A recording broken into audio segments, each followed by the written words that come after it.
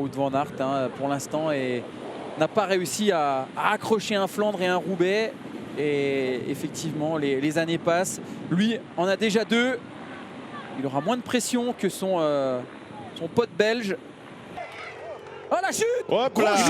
Chute énorme! Oh, énorme! À l'approche du vieux Quarmont, c'est un Mikado de vélo là!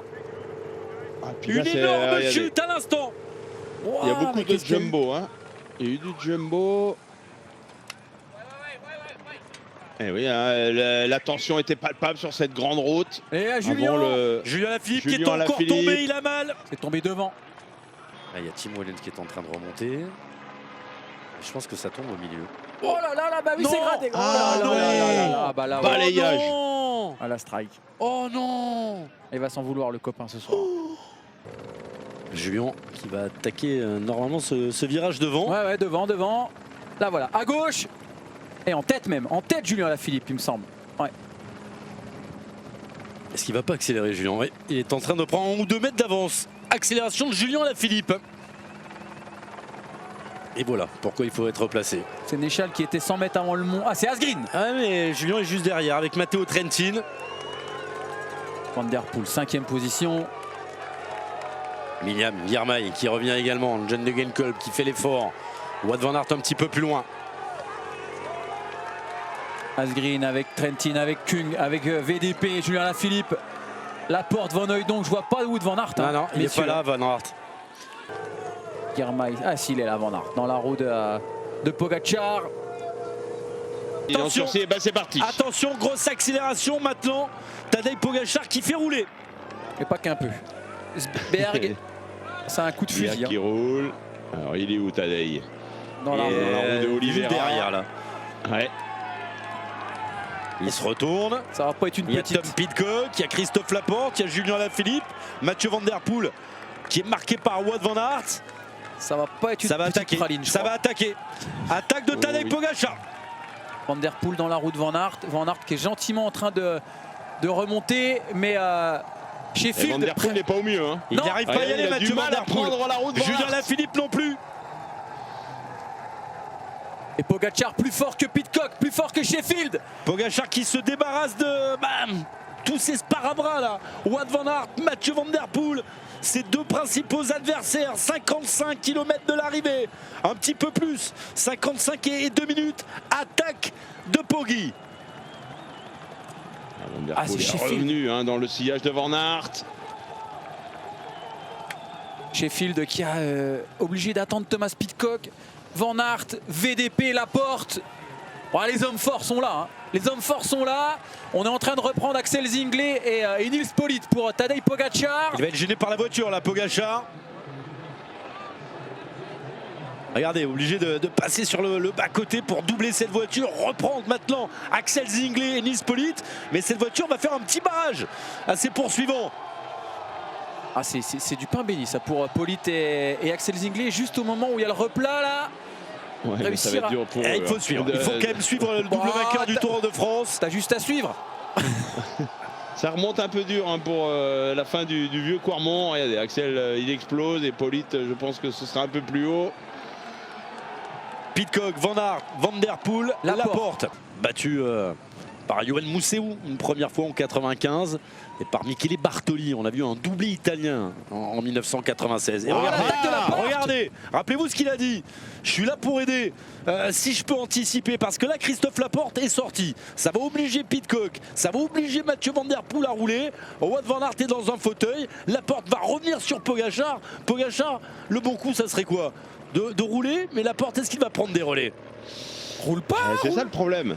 C'est ça le problème pour Christophe Laporte, hein, c'est qu'il va amener Tadej Pogacar. Alors, je suis pas sûr qu'il soit en mesure de suivre le Slovène dans le final si on reste dans un tel scénario. Donc c'est un gros risque. On veut faire travailler Van Der Poel, ok, mais là on favorise peut-être Tadej Pogacar. Ah bah voilà, et la nouvelle attaque de qui? Attaque de Tadej Pogacar avec Van Der Poel avec Wout van Aert. Cette fois Laporte n'arrive pas à suivre. En plus, il a été dans on attendait l'attaque des 3 fantastiques, mais on l'a ici sur les pentes du Koppenberg. Et pas de Thomas Pidcock, malheureusement. Laporte, Pidcock, lâché, Politt, déjà très loin. Regardez la roue avant de Van Aert. Il décolle la roue avant hein, pour garder l'adhérence à l'arrière. Oh, Merlier derrière, il est à l'arrêt. Merlier qui avait été repris, qui était encore intercalé.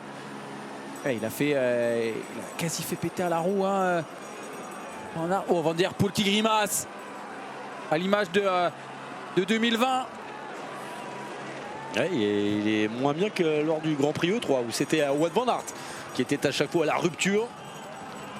Il est fort Pogacar, il est très très fort aujourd'hui Pogacar. Hein. Ah, regardez, il leur fait mal. Je peux vous dire qu'il leur fait mal. De Van Aert et Van Der Poel qui battent des épaules comme ça? Non. Bah pas souvent. Hein. Attaque de Mathieu Van Der Poel. Alors là, on s'y attendait peut-être pas ici. Et Wout van Aert est loin. Wout van Aert est loin. Est-ce que Wout van Aert n'est pas en train de sombrer à 28 km de l'arrivée? Si. N'arrive pas à suivre. Rappelez-vous ce qu'a dit Philippe Gilbert tout à l'heure. Ce genou endolori, il est tombé. C'était à l'arrière du peloton tout à l'heure. Oh bah Van Hooydonk qui va se relever tout de suite. Hein. Je pense qu'à l'oreillette, on est déjà en train de lui dire, Nathan, relève-toi. Tout de suite. Cette relance, il faut remettre le gros plateau et essayer de relancer, mais j'ai l'impression qu'il n'arrive pas. Il vient de le remettre. Poussé par tout un pays, par tout un peuple. Wout van Aert. Et oui, hein, du côté de Mathieu Van Der Poel, de Pogacar, on a senti qu'ils étaient déjà supérieurs à Wout van Aert sur le Grand Prix E3. Mais en cas d'arrivée au sprint, eh bien, ils se sont fait battre par Wout van Aert. Et on n'a pas envie de connaître la même fin. Asgreen le sait, hein, il est déjà dans la roue de Van Der Poel. C'est dommage, hein, c'est vrai que y a Van Hooydonk donc le dernier effort là maintenant. Ouais, mais Pogacar il y va tout de suite. Avant les pavés. Avec Mathieu Van Der Poel, avec Casper Asgreen, avec Stephen Kung. Ouais, il est en train de le faire sauter. Hop 2 mètres de perdu pour Mathieu Van Der Poel. Mais il s'accroche Mathieu Van Der Poel comme Casper Asgreen. Ça fait 4 mètres maintenant. Et 5. Oh, il a drifté. Oh, la glissade. Oh, la glissade de Tadej Pogacar de la roue arrière, mais tout en maîtrise. On a l'impression qu'il s'affole pas. Van Der Poel, il se met pas en danseuse. Il le laisse à 10 mètres, mais il le laisse pas à 10 mètres parce qu'il a envie de le laisser à 10 mètres. Hein. Il le laisse à 10 mètres parce que sa toxine, il est à fond, Mathieu Van Der Poel. Imaginez derrière. Hein. Van Aert qui venait de rentrer, qui va devoir remonter tous ceux qui étaient en compagnie de Pogacar et de Mathieu Van Der Poel il y a encore quelques instants. Ah là c'est le moment clé, hein. C'est le moment clé là, de ce Tour des Flandres. Si Mathieu Van Der Poel, qui s'est peut-être mis un peu dans le rouge tout à l'heure hein, dans les rues de Rennes, s'il ne parvient pas à rentrer, eh bien Tadej Pogacar est en train de s'envoler, de rentrer déjà hein, sur et avec quelle facilité, malgré la caméra hein, qui trempe un petit peu sur les écarts. 5 secondes. Imaginez, il avait 35 secondes d'avance, hein, Pedersen au pied du vieux Cormont, il va être avalé. Je pensais qu'il allait pouvoir éventuellement capable de basculer au sommet, bah même pas. Du grand Asgreen aujourd'hui. Florian Vermeersch, la bouche ouverte derrière pour s'accrocher. Asgreen qui a connu pas mal de problèmes de santé hein, depuis le début de saison. Problème de santé derrière lui.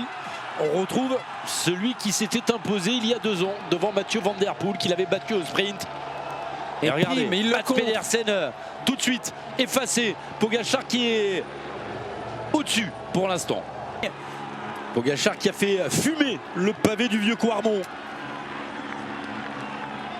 Et Jackie va déclencher son chrono. Le chrono pratiquement Jackie. Il y a moins de 10 secondes. Il y a moins de 10 secondes. Est-ce que Pedersen va arriver à s'accrocher dans la roue de Mathieu Van Der Poel? Il en est capable.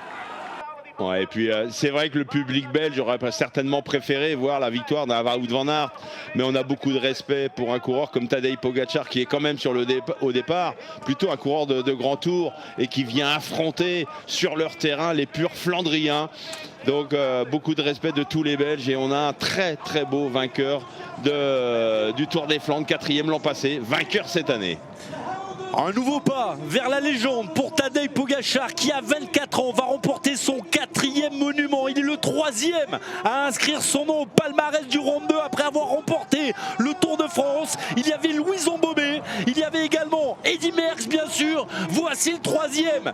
Tisinach Héroï Tadej, tu es notre héros. Tadej Pogacar remporte le Tour des Flandres.